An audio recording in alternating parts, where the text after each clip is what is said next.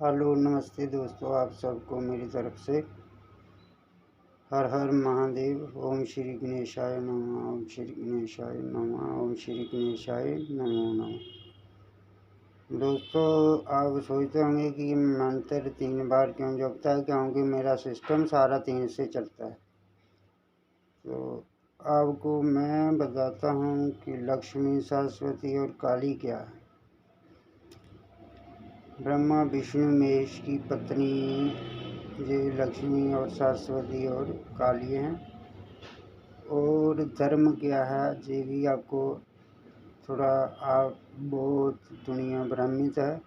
लड़ाई झगड़े धर्म के पीछे हो रहे हैं जो, तो ये नहीं करनी चाहिए। धर्म एक ही सनातन धर्म है, तो उसमें आके जो नीच कार्य करता है उसको, क्योंकि 4 वेद ब्रह्मा ने बनाए थे, तो शूद्र, ब्राह्मण और क्षत्रिय और वैश्य, तो इनको अपना अपना स्थान भी दिया है और अपना अपना कारोबार काम भी दिया हुआ है, उनको समझना चाहिए।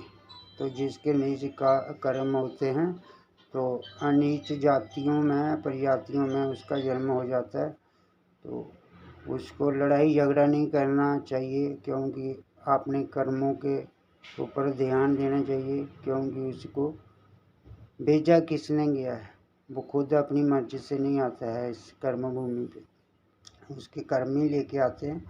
तो दोष किसी को नहीं होता है, उसको खुद को दोष देना चाहिए और खुद अपने अंदर झांकना चाहिए।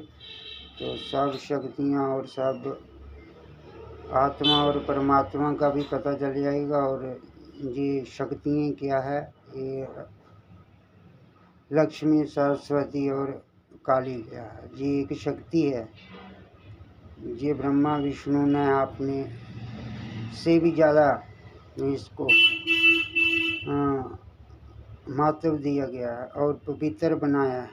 ये नरक का द्वार नहीं है। स्त्री हमारे वो चरित्र की होती है, ये इसको लक्ष्मी का दर्जा दिया गया स्त्री को, जो चाहे किसी भी चरित्र की हो, पर अपने धर्म के अनुकूल उसको इंसान और उसका इज्जत मान और उसको लक्ष्मी के स्वरूप ही माना जाता है। तो ये आज मैं चलो ये भी वीडियो बना के डाल देते हैं।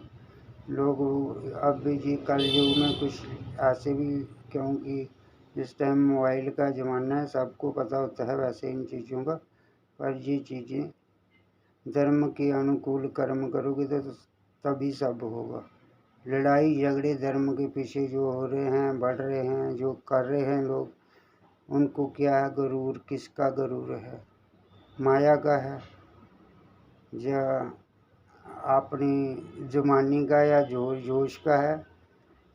ये एक सेकंड में मिट जाएगा, क्योंकि सब ऊपर वाले की मार, उसका डंडा लाठी चलती है, तो उसके आगे कुछ भी नहीं दिखता। ठीक है, तो ये आप लोगों को सावधान होना पड़ेगा और कुछ समझना पड़ेगा आपको किस लिए इस कर्म भूमि में भेजा है। जब आप माँ के पेट से जन्म लेते हैं तो उस टाइम तो बहुत भजन करते हो भगवान के साथ कि हमें इस नरक द्वार से बाहर निकाल दो, क्योंकि हम आपका ही नाम और आपकी याद में रहेंगे। हाँ, ये मानता हूँ कि वो लोग रहते तो उनकी याद में, ये तो सब कहते हैं कि भगवान हमारा भी है, हमारा भी है, पर भगवान से जुड़ना किसने है। ये हमें मनुष्य जन्म इसीलिए आया मिला है, क्योंकि अपने आत्मा और परमात्मा से जुड़ो और इंसानियत और आत्मस्वरूप सब आत्माओं की सेवा। किसी आत्मा को दिखाओ मत, परेशान मत करो किसी को। क्या है, कोई गरीब आप बड़े लोगों को मिल जाएगा तो उसका जितना फ़ायदा उठाना होगा वो उठा लेगा, उसकी वो इंसानियत नहीं देखेगा या उसको नहीं देखेगा कि ये इससे काम हो रहा है या नहीं हो रहा है। ये मैं सब भी जानता हूँ। जब इसको बदलना होगा तो हम एक सेकंड में बदल देंगे। जे हमारे में शक्ति हम में है, ऐसी बात नहीं है।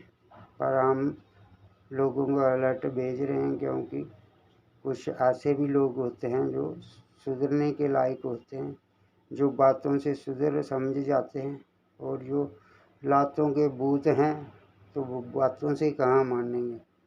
फिर उनको डंडे और लातों से ही समझाना पड़ता है। तो ये ईश्वर का डंडा जब चलता है तो उसमें किसी का बस नहीं चलता। और बाकी जो ईश्वर से विश्वास करते हैं उसको मंत्र तंत्र और यंत्र और ये चीज़ें करी हैं, कुछ भी उसका बाल भी बांका नहीं कर सकती, क्योंकि आत्मा निश्वर है, परमात्मा निश्वर है। तो निश्वर का जिसको पहचान हो गई तो उसको कौन मार सकता है। कृष्ण जी भी अर्जुन को यही समझाते थे, पर वो अब समय आपको भी समझाने का है, तो आप समझ जाओगे तो अच्छी बात है।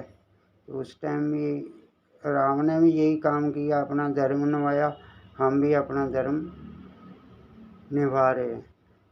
क्योंकि कोई भी अपने ऊपर दोष नहीं लेगा, ना भगवान लेगा, ना कोई भक्त लेगा, क्योंकि वो पहले आगे सब तक संदेश को पहुँचाएगा। सुधरने वाले सुधर जाएंगे, जो नहीं सुधरेंगे तो उनका क्या दोष है, फिर वो जाएं काल भगवान के पास, क्योंकि उधर भी तो सब सृष्टि का अंत थोड़ी हो जाता है, क्योंकि बार बार सृष्टि चलती रहती है। क्योंकि इसमें ही कल युग, सतयुग और द्वापर और त्रेता युग का आरंभ होता है। तो हाँ, उथल पुथल मच सकती है, क्योंकि विधर्मियों का नाश तो कैसे होगा, वो ऐसे ही होगा। जय माता दी। हर हर महादेव और श्री गणेशाय नमो नमः।